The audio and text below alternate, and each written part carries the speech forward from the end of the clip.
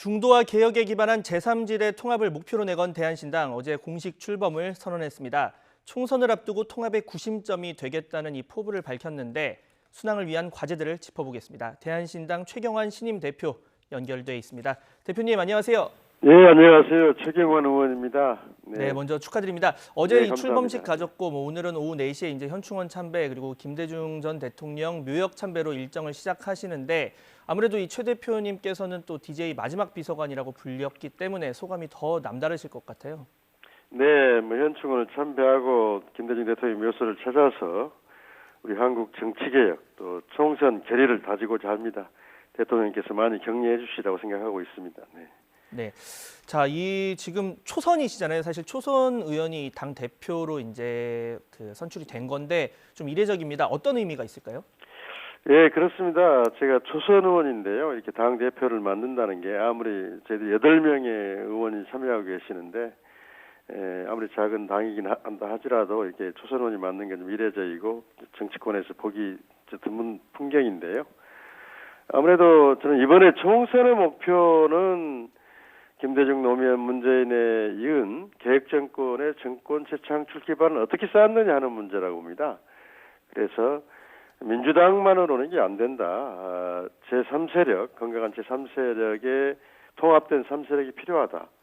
그래서 준연동형 선거제로 이번에 선거제가 바뀌었지 않았습니까? 네. 그래서 이제 과반이 넘는 정당은 출연이 불가능한 그 상황이 아닌가.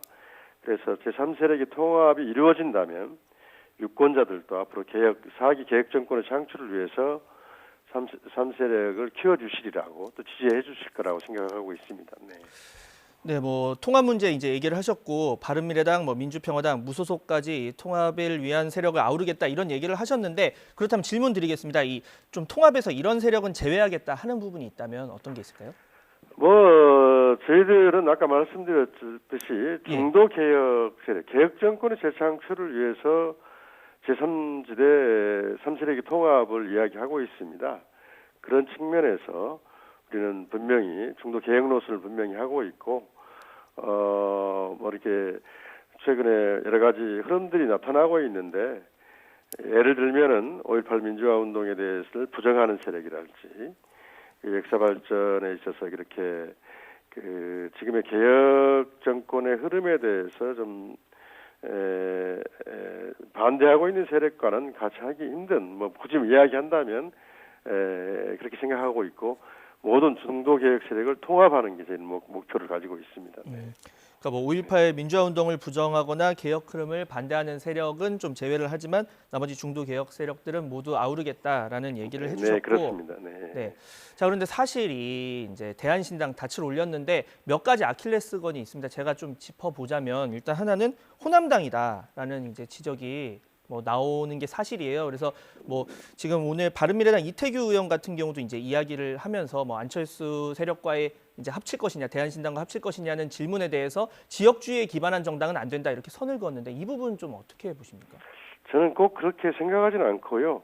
특정 지역의 이익과 권익을 대변하는 정당, 이것은 자연스러운 흐름이라고 생각합니다. 그리고 호남 유권자들은 항상 진보적이고 개혁적인 정권 또 그 정치 흐름을 만들어 왔던 세력이라고 보기 때문에요. 그런 지역의 이익만을 찾아서 쫓아갔던 그런 세력하고 다른 건강한 측면이 있다고 생각하고 이런 호남 세력이 기반을 해서 전국의 중도개혁 세력 진영들을 하나로 묶는 그런 현상들은 김대중 대통령 시절부터 자연스럽게 있어왔던 현상이고 그렇게 저희 당을 호남당 이렇게 비난하는 것은 적절하지 않은 거라고 생각합니다. 네. 네, 이 질문을 왜 드리냐면 또 박지원 의원 같은 경우에는 이 호남에서 통합당을 만들어서 민주당과 1대1 구도를 만들자 이렇게 제안을 하기도 했는데 아무래도 이런 식으로 이제 어느 지역에 기반을 하다 보면 다른 지역에서 또 그만큼의 반향을 얻지 못하는 건 아닌가 이런 얘기가 나와서 그런 건데 이 박지원 의원의 말 그러니까 호남에서 통합해서 1대1로 만들자 이게 어떤 당의 공식적인 정책으로 볼 수가 있을까요? 방침으로? 저희들은 전국 정당을 추구하고 있고요. 지금 호남 세력들로 통합을 추진하고 있지만 네. 수도권이나 영남이나 이런 부분도 많이 참여를 하고 있고 이미 이제 당이 만들어졌기 때문에 수도권에 계신 분들의 영입도 속도를 내려고 하고 있습니다.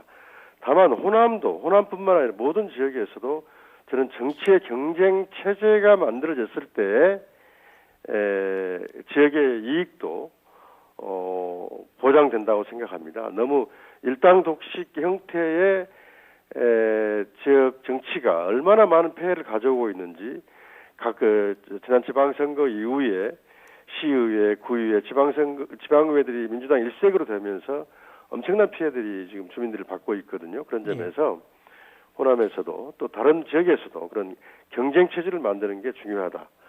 이렇게 생각을 하고 있습니다. 네. 네. 자, 지금 뭐 또 두 번째 이제 제가 또 질문을 드리자면 과거에 이제 4년 전에 국민의당 이제 열풍이 불어서 당시에 뭐 비례에서는 당시 이제 더불어민주당을 뛰어넘을 정도로 많은 표를 얻었었는데 그때도 역시 이제 양당 체제가 아닌 제3지대를 만들겠다라는 걸로 국민의 이제 선택을 받았고 이번과 차이점 뭐라고 볼 수가 있을까요? 네, 그렇습니다. 4년 전 국민의당의 선택은 특히 호남인이 주도해서 만들어진 국민의당 체제는 우리 한국 정치 정당사에서 이제 비로소 거대 양당 체제가 좀 종식되고 새로운 제3당에 의한 다당제 합의제 민주주의가 정착되는 시점이었는데 네. 그 당시 안철수 대표께서 충분한 동의 없이 한국당에 떨어져 나온 세력과 결합하는 과정에서 그런 민주평화당으로 분리되는 그런 분열의 과정이 있었습니다. 그런 점에서 저는 뭐 이유가 어떻든 간에 국민들께서 그런 3당 구도를 만들어준 것을 깨트린 거에 대해서 대단히 안타깝고 죄송스럽다는 말씀을 드리고요. 저는 다시 한번 그런 길, 제3세력이 있는 다당제 합의제 민주주의로 나아가는 길을 개척해 나가야 된다. 그렇게 했을 때 지금 거대 양당 구도 하에서 한국 정치의 재구성을 통해서 우리 한국 정치가 살아날 수 있고 개혁 정권의 재창출에서도 반드시 필요하다. 민주당만 가지고 안 되는 이 시점에서 호남을 중심으로 한 어떤 정치계 진보 개혁 정치 세력의 정권 재창출을 위해서 그 세력들이 반드시 통합이 필요하다 이렇게 생각을 하고 있습니다. 이번만큼은 실수하지 않겠다는 말씀을 드리고 싶습니다. 네. 네, 뭐 이번만큼은 실수하지 않겠다 이런 얘기를 해주셨고, 자, 이 호남 이야기를 안 할 수가 없는데 지금 뭐 의석을 가장 많이 호남 가지고 있지만 또 상황이 녹록치는 않은데 현장에서 느끼는 민심 좀 어떻게 보십니까? 그렇습니다. 지금 사실상 문재인 정부 더불어민주당에 대한 지지 분위기가 거센 것만은 사실입니다. 그런데 호남에서도 이제 경쟁 체제를 만들어야 된다. 또 그러기 위해서는 제3세력이 질이 멸렬한 3세력이 통합만 한다면 우리가 지지를 보내겠다. 그래서 아직 한 90일 넘게 남았는데요. 호남인들이 어떤 전략적 판단을 하기 위한 그런 모색을 하고 있는 단계다. 이렇게 보고 있고요. 거대 양당도 문제지만 양당 구도도 문제지만 질이 멸렬한 제3세력의 분열도 문제다. 이렇게 판단하고 계신 것 같아요.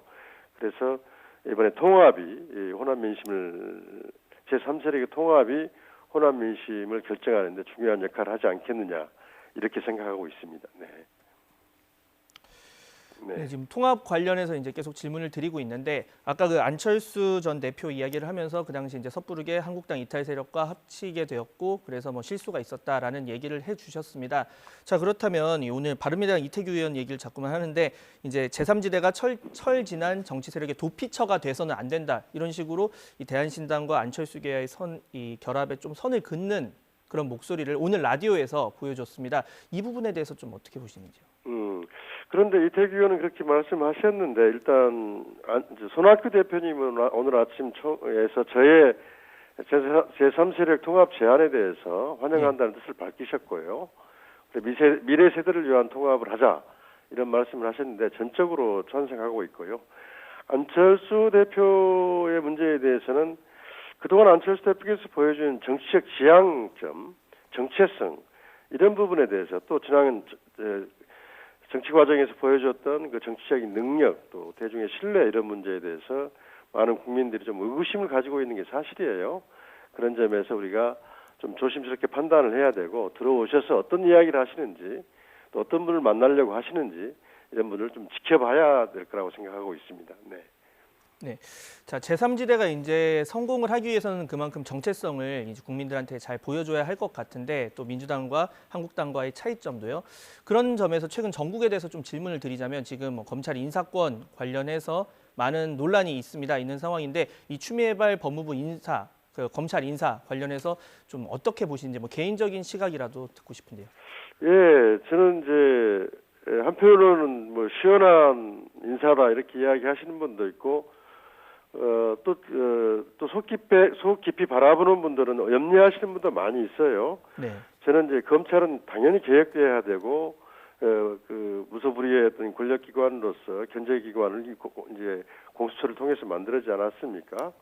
그렇지만 검찰도 자기 몫이 있다. 또 정부의 한 축입니다. 행정부의 한 축이고 또 국정 운영에 있어서 또 사정기관으로서의 중요한 역할을 하는 기관인데 그런 부분들의 의견을 충분히 법적으로 보장된 의견이 좀 반영되지 않은 인사가 아닌가 하는 특히 지금 권력, 청와대에 관련된 여러 가지 수사들이 진행되는데 수사 책임자를 이렇게 교체해버리거나 하는 것은 자기의 다가오는 그 검찰의 것을 방해하거나 차단하는 의도도 있지 않았었느냐는 의구심을 사기에 충분하다고 보거든요. 그래서 대통령께서 하신 그 살아있는 권력도 수사하라고 하지 않았습니까? 그런 점에서 상당히 좀 염려되는 측면도 있다 이렇게 보고 있습니다. 네. 네, 뭐 박지원 의원 같은 경우도 뭐 4명을 거역했다 이런 표현은 좀 장관으로서 지나쳤다 뭐 이런 얘기를 개인적으로 또 하시기도 했었죠.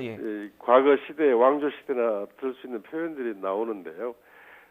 아무리 그 하부 기관이라 하더라도 그런 표현은 좀 적절치 않고 모든 정치도 그렇지만 행정부는 당연히 협의와 합의, 토론이 중요한데 이렇게 상명하복 관계로 이렇게 보는 시각도 좀 지나쳤지 않았나 하는 생각이 듭니다. 네.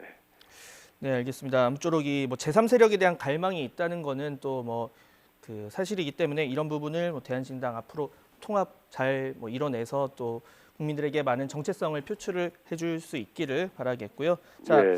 오늘 말씀은 여기까지 듣겠습니다. 지금까지 예, 대한신당의 감사합니다. 최경환 신 네. 대표와 함께했습니다. 수고하셨습니다.